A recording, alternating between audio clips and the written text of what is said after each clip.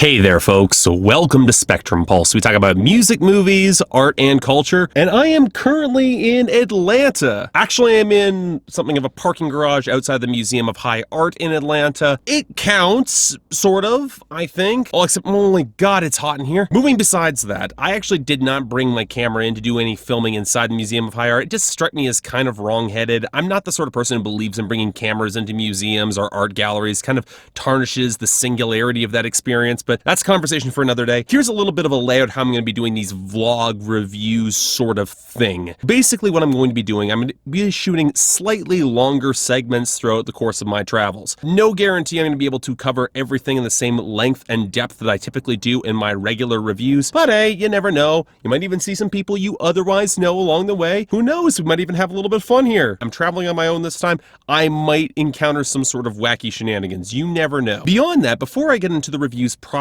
I actually have some footage for a review that I shot back in July for Con Bravo, and I kind of want to include it here, if only because I want to give the album one more chance. It's called Poison the Parish by Seether.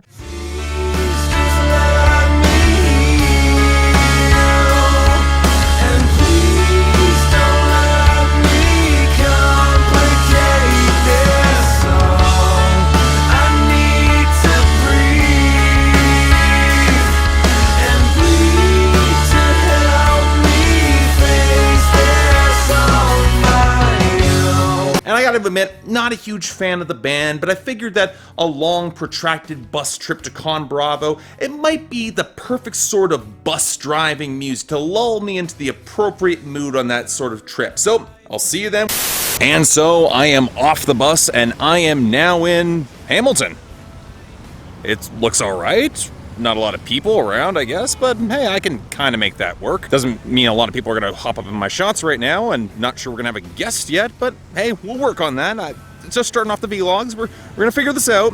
But anyway, coming off the bus, you have to make you wonder, after listening to that Seether album, what made me want to kill myself more? Truth is, can I say neither? Like, the bus trip was only an hour, I got to sit in the back, it was nice, and oh yeah, the Seether album, I barely can remember it. Let's be honest here, this sort of rock music, it's pretty cut and dry, pretty bare bones. The lyrics with their whole self-flagellating nihilism thing, it's kind of not really my stream. And the final third of the record's a total mess in terms of a lot of the production, and really the compositions just fall apart in that record. That being said, it's got a little bit more metal swell than some of their other albums, and I don't mind this per se. Like, there's more tuneful than I was expecting, I'll give it that, so 5 out of 10, enjoy it, it's got its audience.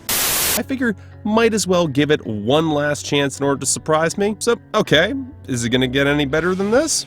So, it didn't get better. I can't entirely be surprised it's Seether here. But okay, let's try another hard rock record. I still got a little bit more time to blow off. What about that Or Highwater album that came out earlier this year? I think it's called Vista.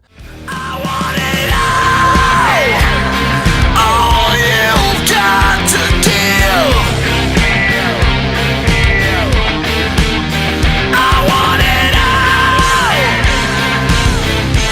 Give me all of it. Project from the frontman of Atreyu? It can't be that bad, right? Okay, day 2. So I've had a little bit more time to process that whole Hell and High Water album, and honestly not a lot to really say about it. It's thin. Like, the guitar grind is potent, but the writing's really conventional, and I don't see myself ever going back to it. It just was not memorable. It's better than anything I've heard from Atreyu, but this is the sort of thing where I'd give a 5 out of 10 and just move on. Alright. So now for day 2, after a pretty crazy night, I saw on a Tribe Called Quest cover show. Again, I didn't bring my camera, so I didn't have a lot of footage, and the night got pretty wild at the end of that, beyond that. But right now I'm about to set up and shoot with some of the guys from Dead End Hip Hop, so that could be pretty fun. Talk to y'all later.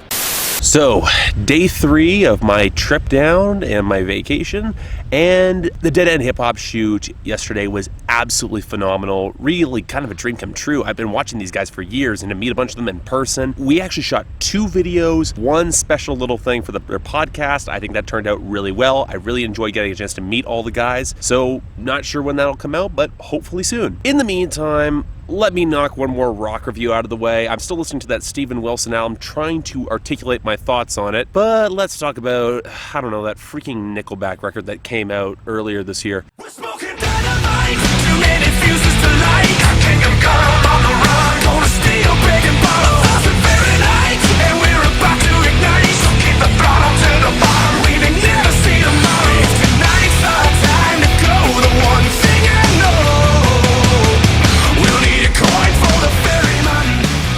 Here's the thing with this. You put aside the gated drums, the extraneous synthetic effects, the fact that you have to deal with Chad Kroeger and some unbelievably stupid lyrics. But at the same time, it's a little brawnier, it's got a little bit more muscle to it, and there's some lyrics that actually feel a little bit more nostalgic and mature, which I don't know if this is the right lane for Nickelback to play in, but it is a different one. I don't mind it per se. On the flip side to that though, they've got a song called Silent Majority, which is every bit as bad as you might expect. Yeah, a little bit infuriating, but still, I've been a Nickelback apologist for a while. I think this sounds a lot less desperate than their last album, so an extremely light 6 out of 10. If you're curious, it ain't bad. In the meantime, I'm probably gonna get a little bit more footage coming up for the next couple of hours because we got the Eclipse coming up, and I'm not stupid enough to point my camera at the sun, but I will have some thought.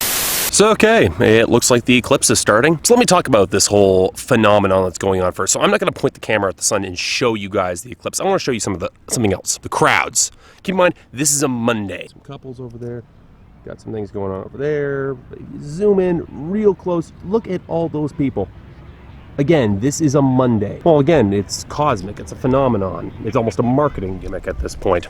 And I think there are a few things that need to be discussed surrounding this. The first of all is those absolute cretins who are trying to sell people fake eclipse glasses, trying to cash in on this. People can actually go blind from staring at the sun in this phase. So you guys can all go screw yourselves with like a meat tenderizer or something. But I think the scientific phenomenon, the fact that so many people have gotten into this, it's a little bit depressing, to be honest, because eclipses, while they are incredibly rare for the human being to experience, they're not that uncommon. For the United States, it's a big thing, but that's it. It's the United States. And you can tell people are now looking at the sun, they're looking up and to see the moon intersecting with its path. But here's the issue with that. You know what? For as cool as that might be, I can see a lot of people from this walking away and basically saying, that was it?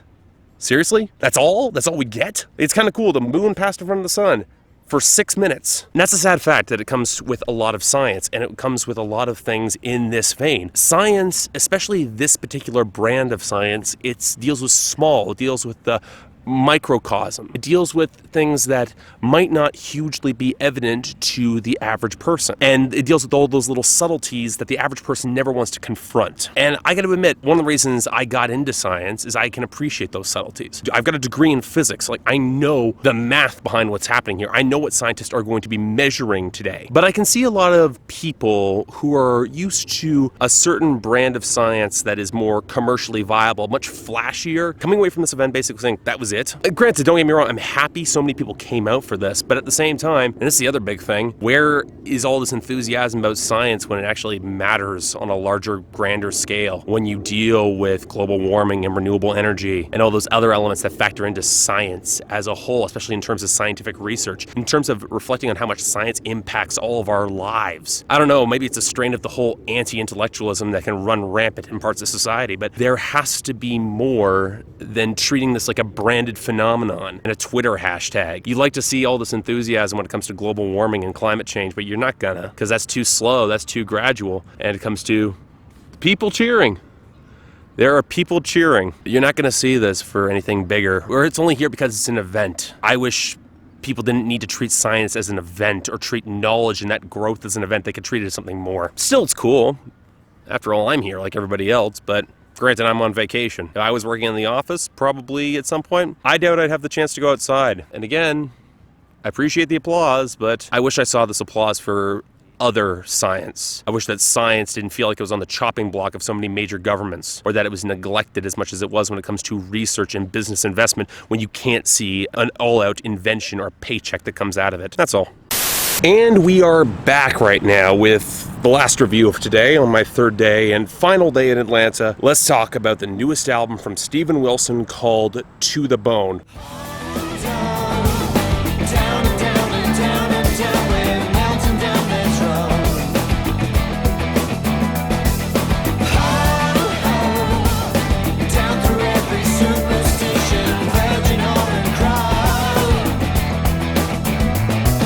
With the backdrop of, this is actually a playground that's described as a bit of a modern art project as well. I kind of see why, but it's kind of a nifty thing. I wouldn't mind seeing more of that. Anyway, Steven Wilson.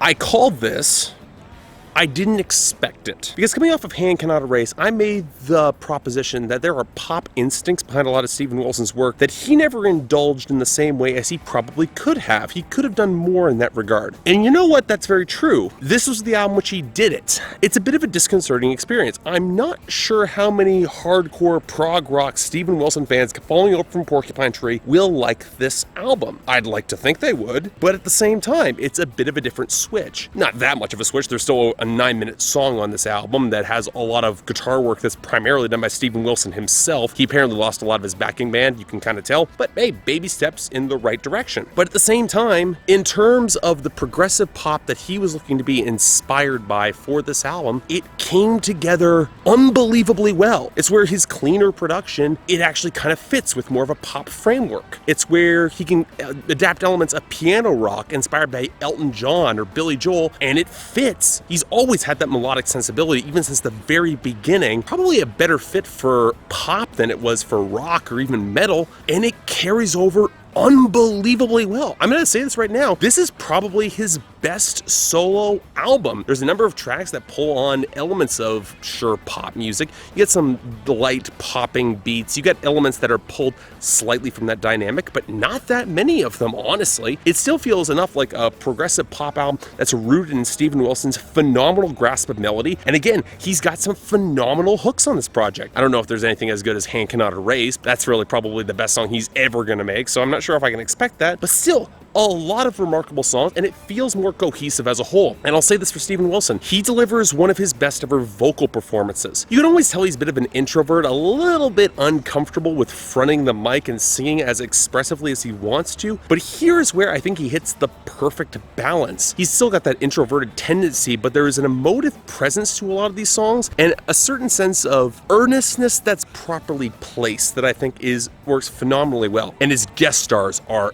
excellent. Ninet Tayeb in particular, her voice has this raspy hunger to it, so much texture, so much presence on her 2 songs. I could have easily done with a lot more of her. But where I think this record gets truly interesting, frankly, a lot of the lyrics and themes. And this is kind of funny because Steven Wilson has outright said, in a stray of populism you wouldn't expect from him, that this record was intended to be a little bit more disconnected, not quite as thematically tightly knit as his other projects. This one, it still has that theme, but it's a little bit more scattershot, a little bit more placed all over the place, and yet it still came together phenomenally well. See, here's the thing. When he's talking about going down to the bone, he's looking to find the barest essentials of what human truth is for a variety of audiences, not just him. There is very much a storytelling element to a lot of Steven Wilson's work that I've always appreciated, but at the same time, a lot of these elements where you're burying down to the harshest truth can come across a little bit nihilistic, because ultimately the truth will come, especially for a rationalist like Steven Wilson, is that everything sucks, let's move on, eventually we're all gonna die anyway. Here's the thing, there are some broken relationship songs on here, or relationships that are being held together on the worst possible impulses. You have songs where Steven Wilson is basically holding together relationships based on lies, not based upon any sort of hard, concrete truth. Everything that he's given up for these relationships is now flashing before his eyes, and there is that time of crisis for the both of them. Because I love the framing of this record too. There's a sense of moral judgment, but not when it comes to these particular cases, and we'll come back to that. But it's ultimately a question of what that truth is, what it ultimately is going to mean, and ultimately how can you potentially resolve it. And what I find so powerful, so compelling about this line is that it's not ultimately nihilistic. There is still ultimately some level of optimism, because even when he's placing before the audience that, yes, everything has been done, it is still very rationalist and moderate to say everything has been done, everything you do probably will not matter. At the end of the day, don't you want to do something for yourself? What's the point of fear? Don't be afraid of death, sure, because ultimately that's going to happen, but don't be afraid of living either. That's the ultimate funny thing here, is that because he does still delineate a line. There's a song near the end of the album that I ultimately don't quite like. It's the 9-minute song Detonation. I think that ultimately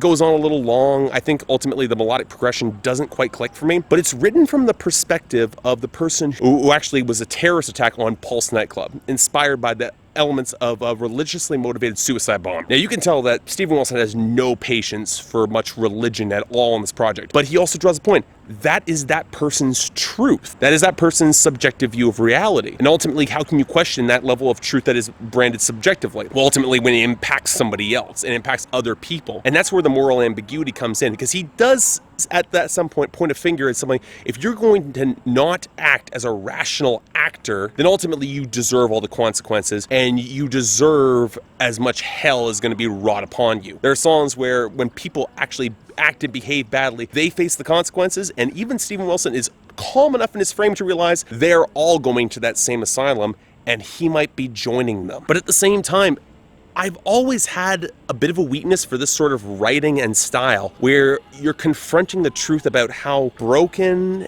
and how fragmented these sort of things are, how you might not have all the solutions, how you might not be able to come to grips with what ultimately is at the core of this. And I've always had a weakness for that in a lot of television that I watch, like take a look at like You're the Worst, which is probably one of my favorite shows on television. But again, it makes sense, especially when it comes to a record like this. I'm getting odd chirping noises that are flooding up in natural. I'm not sure what's being driven from, because I also hear sirens. But at the same time, you know, I'm going to be honest, I absolutely love this record. I think it's Steven Wilson's best of his solo projects. I would put it among his best when it comes to Porcupine Tree projects. I love that he has embraced populism, because that was not something he did for a while now, because I remember his iPod destroying days back around Insurgents. Like, let's not fool yourself, Steven Wilson. Let's not rewrite your history. But at the same time, I like this thematic cohesion. I like the direction in which he's pursuing, and I think there's a real potential to see this done well and done more in the future. For me, it's a 9 out of 10.